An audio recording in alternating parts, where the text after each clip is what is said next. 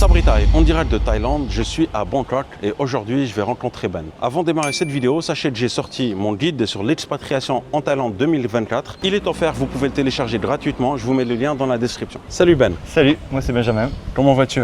Ça va très bien. Alors ça fait combien de temps que tu es en Thaïlande Ben? Ça fait 20 ans maintenant. 20 ans? Ça fait un bail. Ça fait un bail. Est-ce que tu pourrais nous parler de ton premier voyage ici? Qu'est-ce qui t'a emmené ici? En fait, je suis venu pour les études. Donc j'ai fait un échange universitaire avec mon école de commerce. Et ce qui a fait que je suis arrivé ici pour faire mon master degré. Ton master? Mon master, voilà. Mon master. Et du coup, je suis resté. Ouais. Et t'es resté pourquoi? Je suis resté parce que j'ai bien aimé la vie ici. Des belles rencontres, un très très joli pays, très agréable à vivre. Et du coup, je me suis donné les moyens, après les études, de trouver un emploi ici pour pouvoir rester dans un premier temps et apprendre à travailler avec des Thaïlandais, on va dire. D'accord. Est-ce que tu as vécu un choc culturel en arrivant ici? Ouais, j'ai vécu un choc culturel, c'était vraiment dépaysant. Bon, déjà, il y avait le climat, il y avait la nourriture, il y avait les paysages, mais c'est surtout les gens.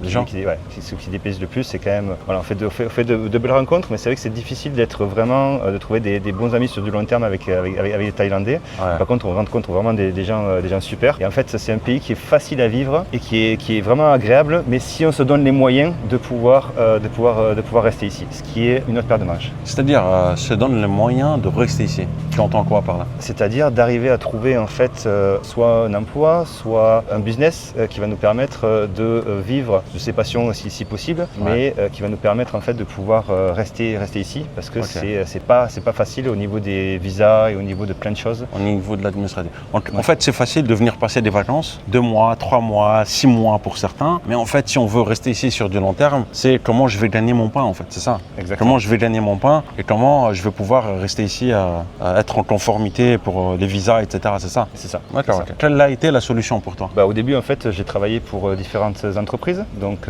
j'ai commencé par travailler pour une grosse entreprise thaïlandaise dans l'immobilier. Donc, j'avais mon permis de travail, etc. Ensuite, j'ai fait un VIE. Donc, c'était plutôt sympa de faire un VIE ici, être payé en euros, etc. Et puis après, en fait, j'ai fait ça surtout pour apprendre à travailler avec les Thaïlandais et me connaître moi-même un petit peu pour pouvoir après me lancer dans mes business. Donc, j'avais pas mal d'idées au début, mais il fallait que je trouve le bon moment et la bonne façon de faire ça. Donc, ok, tu touchais combien quand tu avais ton VIE? Alors, j'étais payé en euros? Ouais, non, j'étais payé en euros, mais l'équivalent, ça faisait à peu près 100 000 bahts. C'était quoi alors? 100 000 bahts, ça fait 3 000 euros, pardon. Tu avais 3 000 euros alors? 3 000 euros, mais à l'époque, l'euro était à 50 bahts. Ouais. 52 bahts, hein, c'est ça? Il a atteint jusqu'à 52 bahts, ouais. T'étais bien alors? Ouais, j'ai toujours été très bien. Alors, comment ça a évolué, Ben, la Thaïlande, entre il y a 20 ans et maintenant? Alors, ça, c'est une bonne question parce qu'en fait, en y habitant, c'est vrai c'est comme voir ses enfants grandir, en fait. On a moins l'impression que ça change, en fait. Mais quand on regarde, par exemple, rien que les prix, je me rappelle qu'un jus d'orange dans la rue, avant, c'était 10 bahts. Maintenant, c'est 50 bahts. Jus d'orange dans la rue. J'habitais au Soi 3. Ouais, c'est 50, voire 80 bahts même, parfois. Voilà, donc ça, donc c'était en fait, 10 bahts avant, ça? C'était 10 bahts avant, ouais, c'était 10 bahts. En fait, tout a été multiplié par 2, voire par 3 depuis le Covid. Depuis le Covid aussi, ça a fait vraiment augmenter les prix, mais bon, on va pas parler que des prix. Ouais. Sinon, les mentalités ont changé, donc les Thaïs sont plus habitués maintenant à voir des étrangers. Je trouve quand même qu'ils parlaient peut-être un petit peu moins anglais que maintenant, mais bon, l'anglais c'est toujours pas leur fort quand même. Mais bon, à Bangkok, par contre, c'est plutôt sympa parce qu'on peut communiquer avec eux en anglais. Mais sinon, c'est vrai que je vois pas vraiment la différence à part les prix, parce qu'en fait, là c'est numéraire, on peut voir vraiment ce qui se passe, quoi. Mais au niveau des feelings, moi j'ai toujours été bien ici. Donc après, on va dire que j'ai changé de quelqu'un qui était étudiant, qui aimait faire la fête, etc. pendant les premières années, à quelqu'un qui est plus devenu responsable et entrepreneur après la trentaine, on va dire. Ouais, c'est très bien. Ouais. Donc en fait, aujourd'hui, tu es entrepreneur, mais j'ai envie de savoir, qu'est-ce qui t'a poussé à l'entrepreneuriat? Je veux dire, tu es venu en VIE, en plus tu étais salarié, tu avais une situation confortable.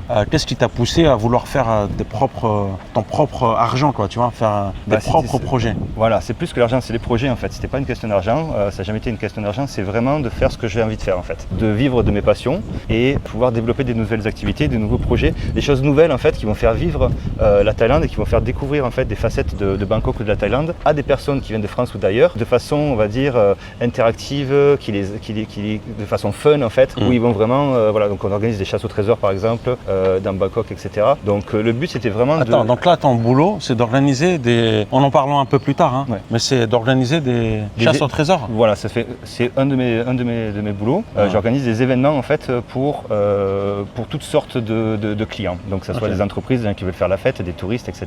Donc voilà, on pourra en parler plus en détail. Une question, est-ce que pour toi la Thaïlande, est-ce que c'est propice pour des entrepreneurs? Est-ce que la Thaïlande t'apporte cette énergie créative? Oui. Donc déjà en fait je pense qu'on ne met pas des bâtons dans la roue comme en France avec toutes ces taxes et toutes ces procédures administratives super lourdes. En fait on peut ouvrir sa compagnie très rapidement et on peut, si on a des bonnes idées, qu'on est bien accompagné et qu'on a l'expérience, ça c'est super important, on peut arriver très loin. Mais il faut d'abord en fait, pour moi, il faut d'abord travailler avec des Thaïs, peut-être dans une entreprise, pour apprendre à travailler avec des Thaïs. Et ensuite quand on devient entrepreneur, la difficulté c'est vraiment tout ce qui est ressources humaines. Donc c'est travailler avec des Thaïs. Alors là, j'aimerais bien qu'on approfondisse un peu. Travailler avec des Thaïs, c'est vrai que on va dire c'est tout un art parce qu'il faut apprendre à les manager, apprendre aussi à leur parler, apprendre à travailler avec eux tout simplement. C'est ça, hein, apprendre à communiquer en fait. Tu as bien résumé, ouais. Donc c'est par exemple, on ne peut pas faire comme en France où on peut parler fort, lever le ton de la voix, on peut taper du poing sur la table, ça n'existe pas en Thaïlande. Si on fait ça, si on lève la voix ou qu'on tape le poing, le lendemain on est sûr que l'employé ne va pas revenir. C'est comme ça. En fait, ils peuvent se barrer du jour au lendemain. Voilà, il n'y a quasiment pas de chômage ici en fait. Donc c'est eux qui choisissent l'employeur. Donc des fois quand on a un entretien, c'est eux qui vont nous dire je reviendrai vers vous si je suis intéressé. Ah ouais, t'as dit ça. À ce point-là des fois, ouais. Donc c'est vraiment différent de la France. Ouais. Ok, l'équilibre est renversé. C'est-à-dire que l'occidental qui vient ici, il a plus l'habitude de recevoir des messages. On vous rappellera, on vous tiendra informé. Donc là, c'est plus... Je peux extrapoler un petit peu, mais c'est vrai qu'en fait en France, on a plutôt, d'après ma vision, j'ai jamais travaillé en France encore, mais ça serait d'évoluer verticalement dans une entreprise, alors qu'ici c'est plutôt horizontalement dans le sens en fait où ils font beaucoup de job hopping, c'est-à-dire qu'ils font un job pour pouvoir dire j'ai ce salaire-là, et ensuite en fait, comme ça ils peuvent mettre ce salaire dans leur CV et essayer d'avoir un salaire plus élevé avec un nouveau job. Bon, après on voit que ça fait beaucoup de job hopping dans les CV, c'est des profils à éviter en général. Alors quand on voit ici un profil de taille qui a changé beaucoup de fois d'entreprise, est-ce que c'est mal vu comme en Europe ou pas? En France par exemple, c'est mal vu. Quelqu'un qui a trop changé, je veux dire, on se dit il est pas stable, il est instable, il change tout le temps. Donc ici c'est mal vu aussi, mais c'est plus la norme parce que y en a beaucoup qui le font en fait. Ok, donc c'est normal en fait. C'est un petit peu normal, voilà. Mais c'est plus difficile de travailler avec des Thaïs, pas que pour les questions de langue ou de culture, mais parce que c'est vrai que c'est pas la même mentalité en fait au niveau de l'efficacité au travail. D'accord. On va dire. Comment tu fais pour recruter des Thaïlandais toi? Je passe par des plateformes de recrutement. Donc celle qui marche le mieux pour moi, ça serait. C'est JobsDB, non? Non, c'est pas JobsDB justement. JobsDB justement, c'est pas des bons profils justement. C'est pas JobsDB, c'est Workventure, voilà. C'est les profils les plus sérieux. Ouais. Pour recruter des staff thaïlandais, quoi. Voilà, c'est ça.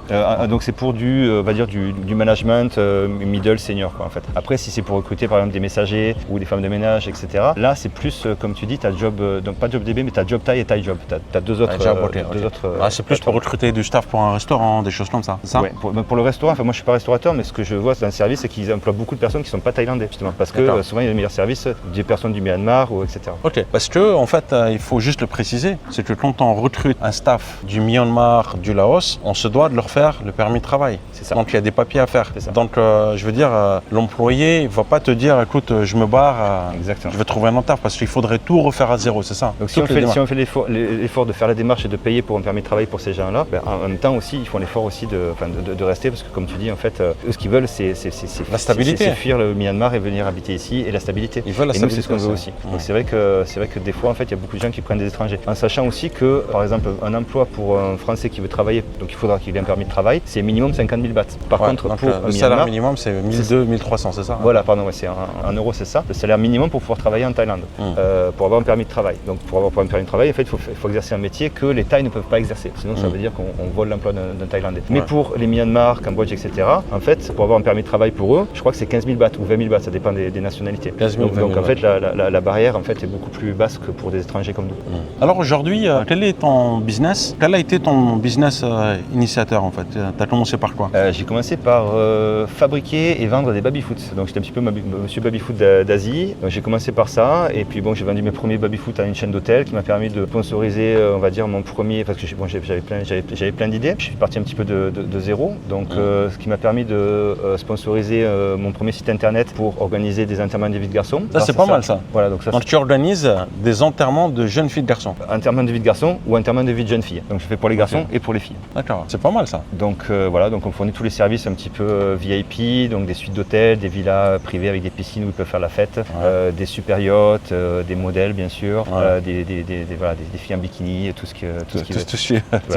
qui va avec un petit peu pour faire la fête. Et ce business-là donc a commencé à bien marcher. Et du coup, je suis parti sur ma troisième idée de business qui était de louer des scooters et des motos. Ouais. Et donc j'étais le premier à commencer à louer des motos sur Bangkok. Où est-ce qu'elles sont tes motos là? Les motos elles sont dans ma maison. Ah d'accord, est-ce qu'on peut visiter alors ou pas? Bah ouais, on peut visiter, c'est juste à côté parti, là. Ouais. Okay, bah, allons-y. Et le quartier il est vraiment sympa ici hein? Ouais, on est dans une impasse en fait, donc c'est super tranquille. Il y a un petit brin d'air qui passe, il n'y a pas de... C'est sécurisé ici? Pas de trafic, c'est super sécurisé en fait. C'est l'allée du général en fait, c'est un général de l'armée qui habitait ici et il y a des caméras partout, c'est super sécurisé. Ah, il y a un général qui habitait ici? Qui habitait ici, ouais. Ah, c'est le propriétaire de la maison. Donc voilà, on va rentrer chez moi. Voilà, et voilà, bienvenue. Bienvenue dans la demeure de Ben. Voilà. Pas mal de verdure. Voilà, donc on est dans une maison qui est entre Sukhumvit et Rama 4. Du coup, on est super bien situé parce qu'en fait, ça nous permet d'accéder très facilement à Prakanong et à Satorn par Rama 4 et à Soi 11, on va dire, et Tonglo pour Sukhumvit. Donc on est vraiment super bien situé. Est-ce que c'est quelque chose d'assez commun en Thaïlande d'avoir son chez soi avec son entreprise?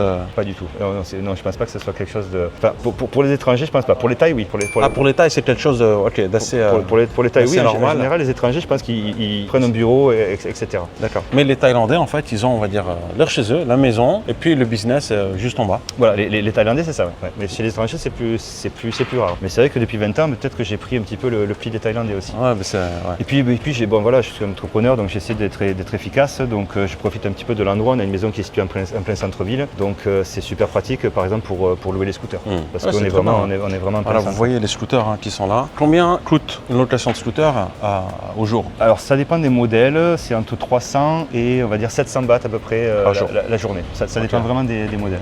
Je crois qu'il y a un client qui arrive. Okay. Hello, coming to rent a motorbike? Yeah, I want to rent a bike. Please come inside. Thank you. You can go this way, my colleague will take care of you.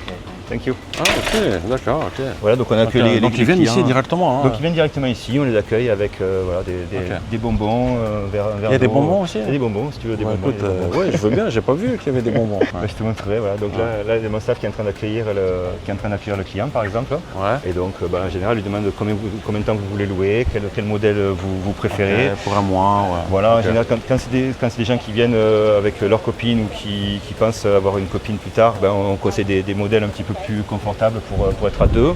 Ok. Voilà, sinon. Et est-ce que c'est assuré ou pas? Alors c'est assuré en fait avec le Polabo, donc c'est assuré third party. Donc c'est-à-dire que c'est assuré que si le client a un permis de taille ou international. Parce que s'il n'a pas de permis, en fait, l'assurance n'est pas valable. Oui, évidemment, ça c'est. Ouais. Le scooter n'est pas assuré en lui-même, donc il faut faire attention au scooter. Par contre, voilà, c'est assuré s'ils ont leur permis de taille ou international. Donc ça c'est comme une partie de tes business. Alors ça fait 20 ans que tu es ici en fait, je voulais juste savoir, tu as la nationalité, Alors pas du tout, donc non, la nationalité c'est très difficile à avoir.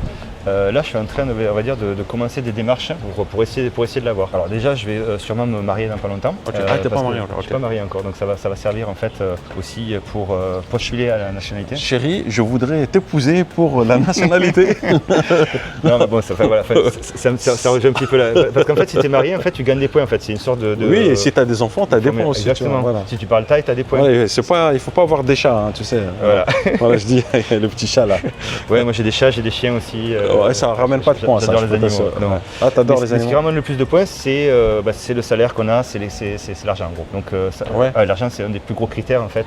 Est-ce que tu fais des donations pour aider des entreprises thaï?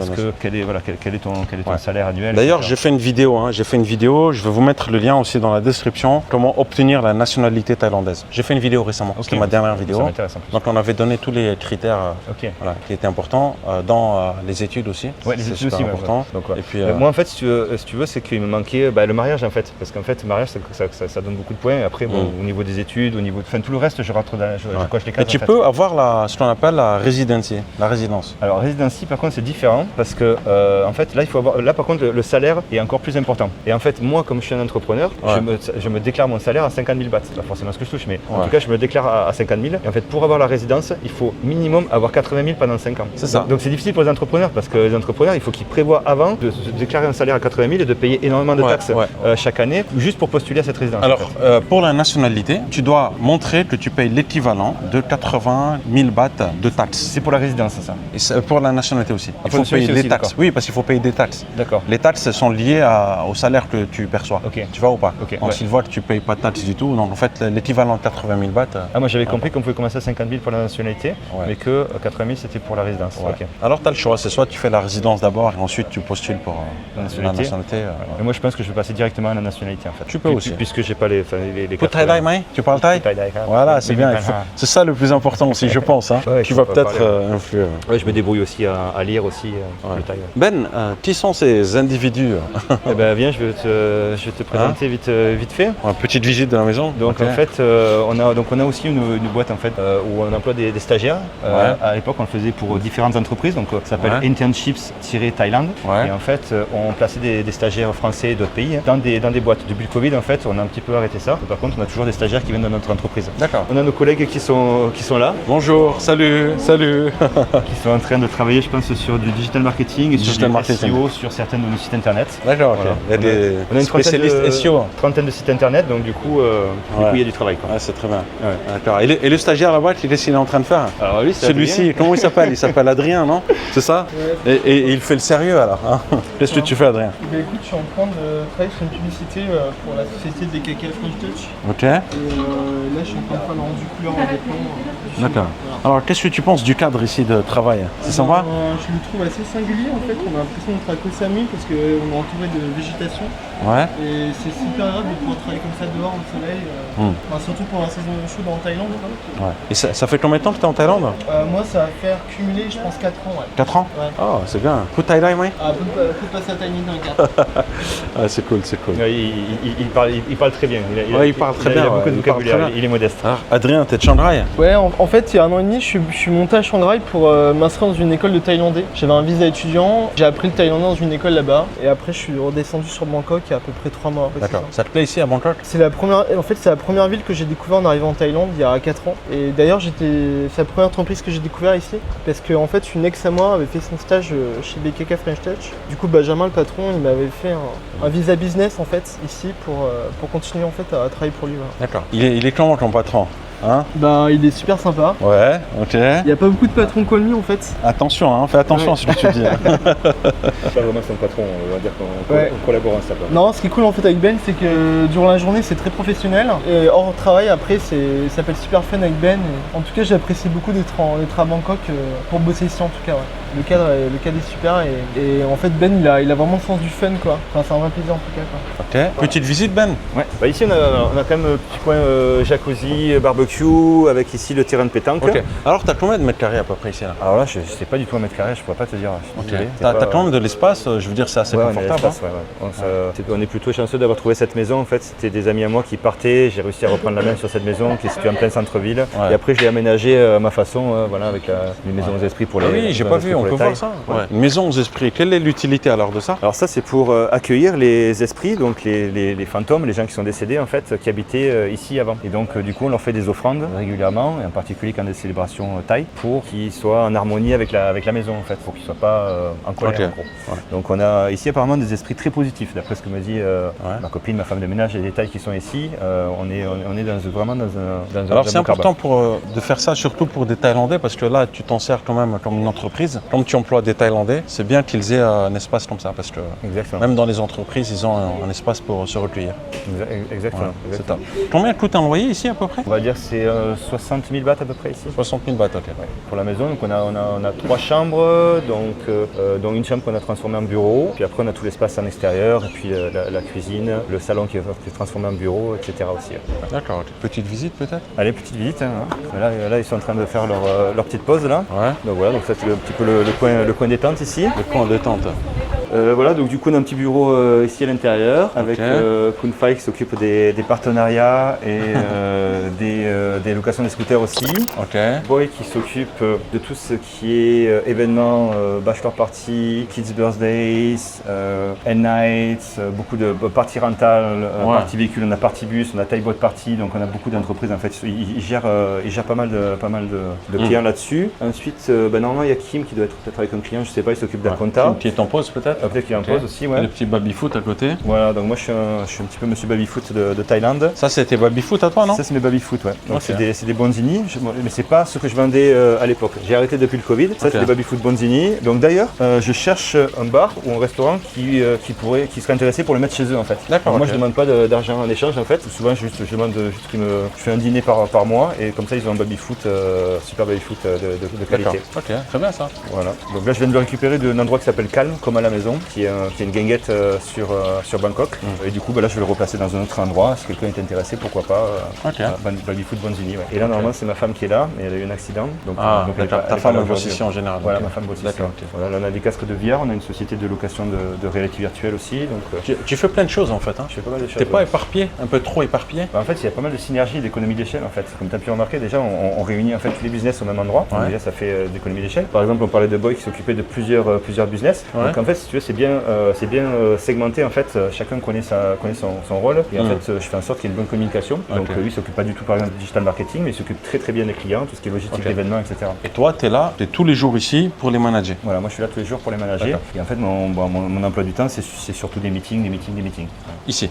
Ok. Qu'est-ce qui se passe si un jour tu te dis, ok, j'ai envie de prendre une semaine de vacances, 2 semaines de vacances, j'en peux plus, je veux partir dans le nord ou dans le sud de la Thaïlande et comment tu fais? Alors je t'avoue que je prends pas beaucoup de vacances. Depuis le Covid, en fait, on est vraiment sur une ligne où il faut rattraper tout ce qu'on a perdu pendant le Covid parce qu'on a perdu pendant 2 ans, en fait, on a tout perdu. Du coup, pour l'instant, les vacances que je passe, c'est en France. Donc là, je vais rentrer par exemple 3 semaines en France. Donc il faut au mois d'août.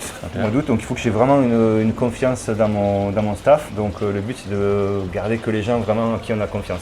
Et c'est un petit peu la difficulté ici en Thaïlande de faire confiance aux Thaïlandais pour gérer notre business quand on n'est pas là. Quel conseil tu donnerais à un Français ou un étranger qui veut s'installer ici, qui veut monter son business, entreprendre? Quel serait ton conseil? Alors premièrement, je lui conseillerais de déjà travailler ici pour apprendre à travailler avec les Thaïlandais. C'est-à-dire être employé d'abord? Être employé d'abord. C'est difficile de venir en Thaïlande en fait et de dire ok je vais faire ça. En particulier si tu as besoin d'employés. C'est-à-dire que si c'est ton propre projet, tu es un artiste ou tu vas faire ça toi-même, bon il n'y a pas de souci si tu es sûr de ce que tu veux faire. Mais si tu veux commencer à employer des Thaïs et grossir en gros, là en fait la scalability elle est un petit peu difficile à mettre en place des fois. La croissance. La croissance, c'est ça.